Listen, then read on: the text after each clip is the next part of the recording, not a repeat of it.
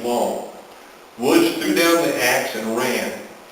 He was detained by some men who had witnessed the incident. Frank Kinman ran and told William Street, who was a deputy constable, what had happened.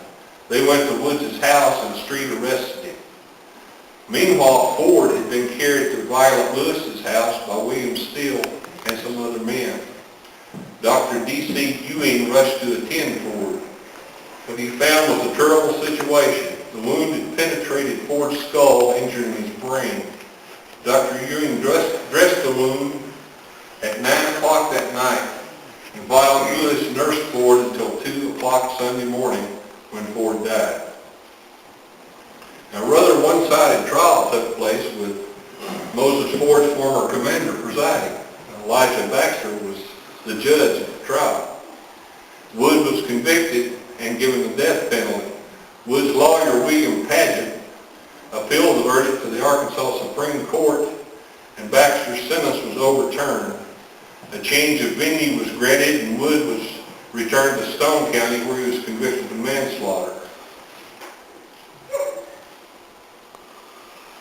In researching the 4th Arkansas, I discovered that many of the men who were in Company D under Moses Ford were from the Lafferty area. This is a picture. This lady is named Rose Sykes. She was my grandfather Harvell's second wife.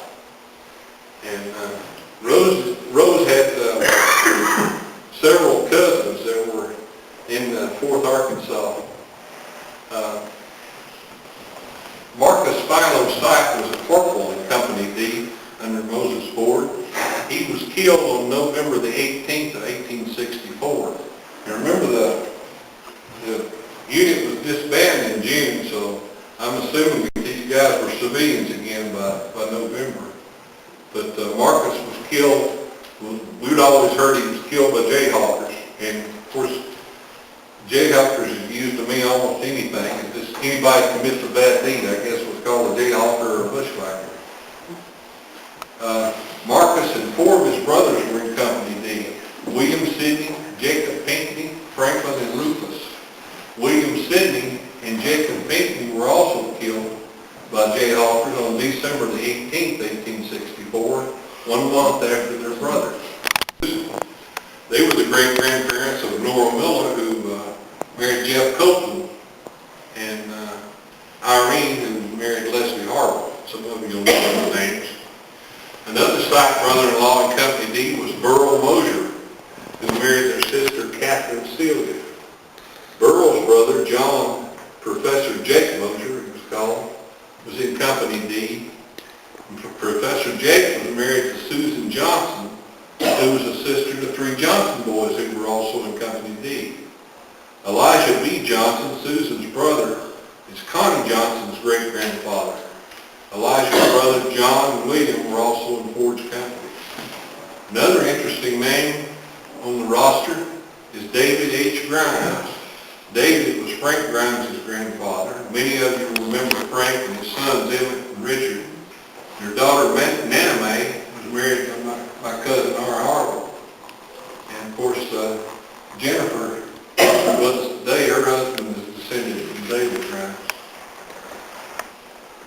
By 1872, the Republican trouble of the state politics was beginning to unravel, and the fractions of the Republican Party found themselves in a dead heat. The liberal Republicans, Native Unionists, and Democrats threw their support behind a party called the Brindletails that were led by Joseph Brooks.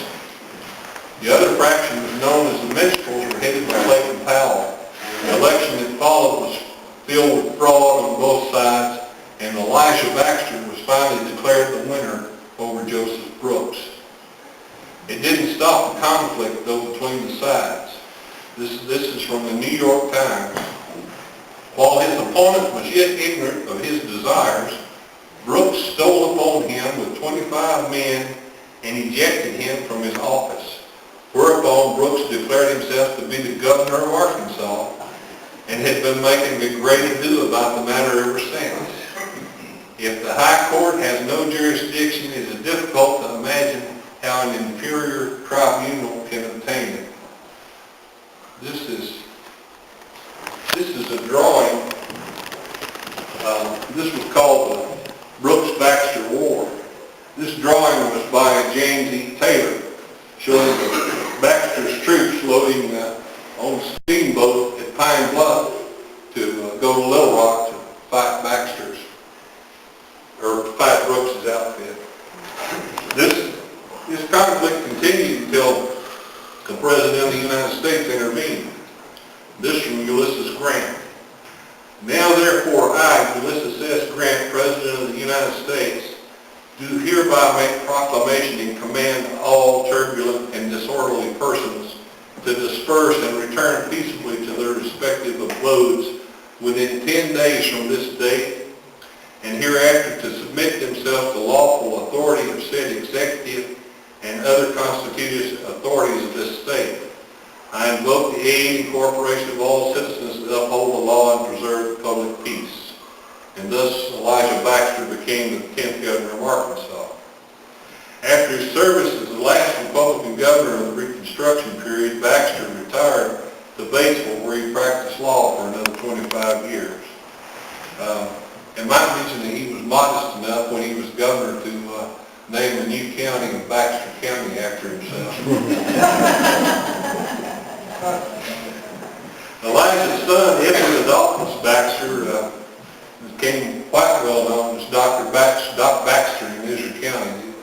He was quite highly regarded around here, and made out an affidavit for my great-grandfather Harvell's Confederate pension.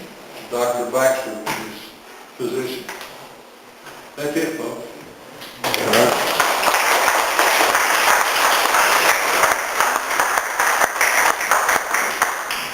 Thanks a lot, Roger. Thank you. Appreciate it. Again, y'all are welcome to stay for our business meeting. We'll take a little break and then reconvene in a few